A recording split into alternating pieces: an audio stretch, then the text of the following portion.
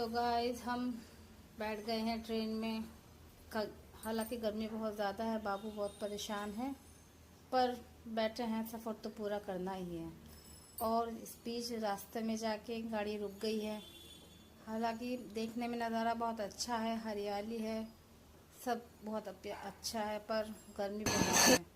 और फाइनली हमारी गाड़ी चल दी है, जिसमें से बाबू थोड़ी मस्ती करने लगा है। चलते वक्त थोड़ी हवा लगती है और ट्रेन का सफ़र यूँ ही कट जाएगा।